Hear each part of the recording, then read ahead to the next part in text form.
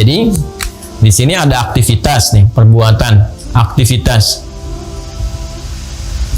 Apa saja dari mulai bangun tidur sampai dengan tidur lagi, kita beraktivitas di sini. Bahasa Arabnya aktivitas itu amal namanya. Ya. Amal, jamaknya disebut dengan amal. Jelas ya? Nah, setiap aktivitas yang kita kerjakan disebut amal. Saat kita kerjakan aktivitas ini mengikuti konsepsi atau petunjuk yang bersumber dari ad-din, ya. Inna ad-dina 'indallahil Islam. Dalam hal ini adalah Islam. Ya. Yang diridhai oleh Allah Subhanahu wa taala.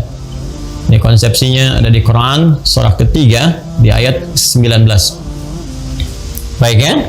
Nah, semua pekerjaan, aktivitas, amal kita yang mengikuti petunjuk-petunjuk dalam din, kan, dalam syariat, yaitu Islam, maka akan dipandang baik jika benar ketentuannya itu diikuti. Ya, maka disebutlah kemudian pekerjaan yang diikutkan pada petunjuk ad-din dipandang baik oleh Allah dengan saleh namanya. Saleh. Ya.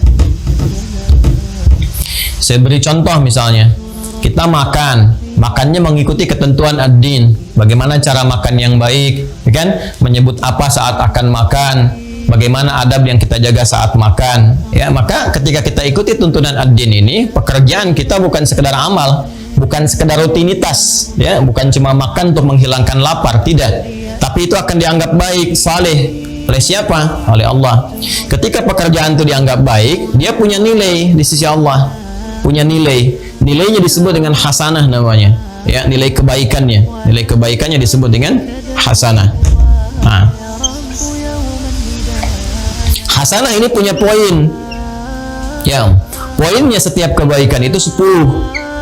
Ada 10. Ini paling pokok, paling dasar. Ya, paling minimal sedikitnya 10 poin.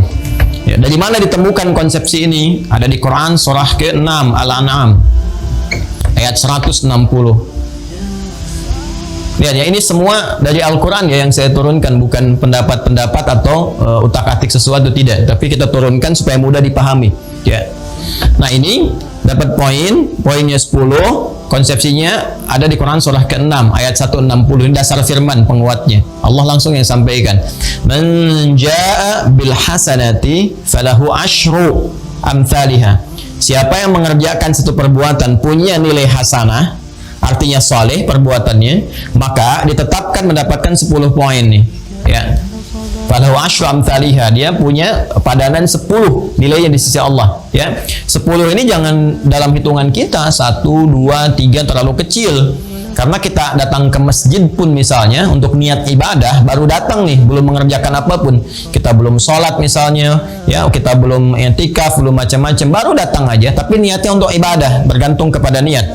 Karena itu Nabi katakan innamal a'malu binniyat. Itu punya poin 25. Jarak satu keduanya kata Nabi di hadis Muslim itu 500 tahun. Dua ketiganya 500 tahun. Tiga keempatnya 500 tahun. Ya, ini nilai standarnya. Jadi Anda bayangkan kalau mengambil analogi yang hadis yang tadi, jarak satu kedua itu begitu mahal nilainya. Ya, begitu tinggi di sisi Allah Subhanahu wa taala. Ya, bacaan Quran kan setiap hurufnya 10 kan? Man qara'a harfan min kitabillahi falahu asyru hasanat, jamaknya. Ya, selalu hasanah, hasanah, hasanah. Siapa yang membaca satu huruf dari Al-Quran, kata Nabi di hadis riwayat At-Tirmidzi, ya, satu hurufnya itu setara dengan 10 kebaikan. Satu hurufnya loh, teman-teman sekalian. Jadi kalau kita baca alif, lam, mim, itu nggak dihitung satu huruf. Tapi alifnya punya nilai sendiri, lamnya punya nilai sendiri, mimnya punya nilai sendiri. Ya kan? Nah, ini nanti konsepnya seperti ini. Ya, mendapatkan poin di sini. Nah, ini yang disebut dengan ajrun. Ya. Ajrun lahum ajrun ghairu mamnun. Kumpulan ini yang disebut dengan pahala namanya. Ya, di perbuatan sifat baiknya disebut dengan hasanah, poinnya ini, nah ini yang disebut dengan ajrun. Ini yang kita kumpulkan. Nah, inilah poin bekal kita menghadap Allah Subhanahu wa taala. Ya, poin bekal kita untuk menghadap Allah Subhanahu wa taala. Jadi, semua pekerjaan dunia kita akan menjadi rutinitas tanpa adanya ini. Ya. Tanpa adanya acuan ini, ad-din ini. Ini konsepsi yang memberikan timbal balik, karena itu disebut dengan ad-din, bukan sekedar agama. Jelas ya? Nah, ini yang kita bawa pulang nih. Jadi yang kita bawa pulang itu bukan harta yang kita kumpulkannya, Ya, mohon maaf, bukan kendaraan, bukan rumah yang kita tinggali, pakaian yang kita koleksi, handphone paling mewah yang kita dapati, bukan itu. Ya, jangankan ke akhirat, ke alam kubur pun gak kita bawa. Demi Allah saya katakan, silahkan cek sebagai muslim misalnya, khususnya kita yang beriman, apakah ada di antara kita kemudian meninggal dikuburkan dengan handphonenya? Kan tidak, ya kan? Pakaiannya kan tidak. Apakah ada yang meninggal dikuburkan dengan mobil termewah yang dia koleksinya? Kan tidak.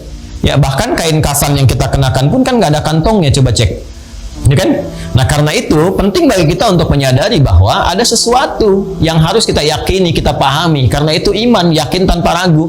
Ya, kalau pulang nanti bawa bekal apa? Logika sederhananya begini, kita berpindah pada satu tempat, taruhlah mudik misalnya, nggak usah jauh-jauh lah. Ya, saya tinggal di Bekasi misalnya, saya akan mudik. Taruhlah misalnya beda tempat sedikit ke Banten ya, atau ke Jawa. Lebih jauh lagi misalnya ada yang ke Sumatera sampai ke Papua. Mungkin tidak terjadi perpindahan ini tanpa bekal. Tidak mungkin kan? Bahkan sekarang ada syarat-syarat tertentu di masa pandemi. Harus antigen, ya, terbang keluar harus PCR, harus macam-macam dan sebagainya. Nah, itu berpindah tempat yang sementara di satu wilayah saja yang tidak jauh, itu punya bekal tertentu, bekal khusus. Berbeda negara, Anda harus punya visa. Untuk dapat visa harus punya paspor dan sebagainya. Ada syarat-syarat masuk, ada karantina, ada ini, ada itu. Itu baru sama-sama dunia. Jadi perpindahan dari satu tempat ke tempat lain itu menuntut adanya penyesuaian bekal. Sekarang kita akan berpindah kepada tempat yang dimensinya berbeda, lebih jauh lagi, keadaannya lebih kompleks. Tentu bekalnya tidak akan sama. Karena itulah saat kita pergi meninggalkan dunia ini dikatakan telah meninggal dunia. Artinya semua bekal-bekal yang terkait dengan keduniaan nggak bisa dibawa ke tempat ini. Dipahami ya? Ya, kita pun di Indonesia belum tentu kita bisa bawa bekal keluar kan? Ya. Karena ada kekhususan tertentu. Kalau kita terbang ke negara tertentu kan ada nih. Ini yang prohibited nih, yang nggak boleh dibawa nih, kan? Ini yang nggak boleh, ini yang nggak boleh, ini yang boleh, ini yang itu. Apalagi ke akhirat. Jadi di dunia saja ada ketentuan. Meninggal dunia, bekal-bekal dunia itu hilang, kita tanggalkan, kita tinggalkan. Nah, sekarang pertanyaannya, apa yang akan kita bawa untuk berpindah kepada dimensi lain itu? Tempat lain itu, tempat berpulang itu ketika kita meninggalkan dunia. Nah, disinilah kemudian kita yakin, kita bertanya pada Sang Pencipta, ya Allah, ketika saya pindah apa yang harus saya siapkan? Allah jawab. Di sini kita mendapatkan kebenaran dan keyakinan akan risalah Islam.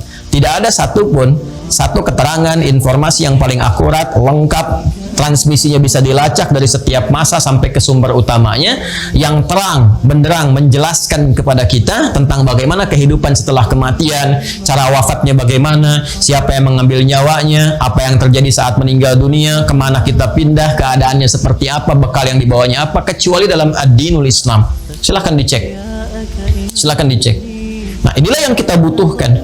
Nah, jadi yang saat kita pulang kembali kepada Allah ke akhirat itu, ini ad-din ini yang akan memberikan konsepsi petunjuknya. Ini yang harus dilakukan. Pedomannya seperti ini. Ya, jadi di sini saya katakan saya lebih cenderung nanti untuk mendekatkan pada pilihan kosakata ad-din gitu ya, untuk term pembahasan di konteks terjemah agama itu. Walaupun juga pembahasan tentang kata agama boleh jadi mengalami perluasan ya untuk pemahaman kita saat ini. Nggak ada masalah dalam perluasan-perluasan itu. Tapi penting saya jelaskan kenapa Al-Quran memilih diksi ad-din untuk memberikan gambaran kepada kita tentang apa yang telah kita uraikan itu. Karena itulah kita selalu bermohon kepada Allah, kita meminta berdoa ya, yang sangat familiar sekali. Doanya disebutkan di Quran surah kedua Al-Baqarah di ayat 201 ya, paling kanan sebelah bawah di mushaf standar. Wa minhum may yaqulu rabbana atina fid dunya hasanah wa fil akhirati hasanah wa qina adzabannar. Dan di antara sekian manusia yang berkehidupan itu ada yang bermohon kepada Allah Subhanahu wa taala agar aktivitas dunianya memiliki nilai hasanah ini. Jadi bukan cuma rutinitas ya, dia berharap makannya hasanah, tidurnya hasanah, berpakaiannya hasanah ya. Walaupun namanya ibu hasanah tapi kemudian dia tidak mengerjakan konsepsi ini, dia nggak dapat juga. Nah, hasanah ini yang melahirkan ajrun. Jamaknya disebut dengan ujur ya, ujurun. Ini yang kita bawa pulang, nanti hasanah ini akan tampak lagi di akhirat berupa pahala-pahala. Makanya kita katakan wa fil akhirati hasanah. Perbuatan dunia yang punya nilai hasanah yang bisa dibawa pulang sampai ke akhirat, bukan cuma dianggap baik saja dunianya. Karena ada yang dapat dunia ya, tapi akhiratnya nggak dapat. Kan di ayat 200-nya begitu. Wa minan nasi may yaqulu rabbana atina fid dunya. Nggak ada hasanahnya. Silakan cek. Ayat 200 yang mengatakan rabbana atina fid dunya wa ma lahu fil akhirati min khalaq. Ya, wa minan nasi may yaqulu, di antara sekian manusia ada yang selalu harapannya itu mendapatkan dunia. Ya, wa minan nasi may yaqulu rabbana atina fid dunya, bukan hasanah, enggak ada hasanah di situ. Ya, di situ orientasinya dunia saja. Even itu mengenakan misalnya dengan jubah-jubah keagamaan. Ya, dalam sebagian orang ada yang disindir oleh Al-Qur'an. Ya, jangan ada orang-orang yang mengejar dunia tapi mengenakan perangkat agama, gitu kan? Ada juga bahkan orang-orang yang tanpa perangkat agama ya dunia saja sampai menyimpulkan di tempat terakhirnya. Wa may yuhlikuna ila dahru. Tidak ada yang bisa menghancurkan, menghabisi kehidupan kita kecuali masa berakhir saja.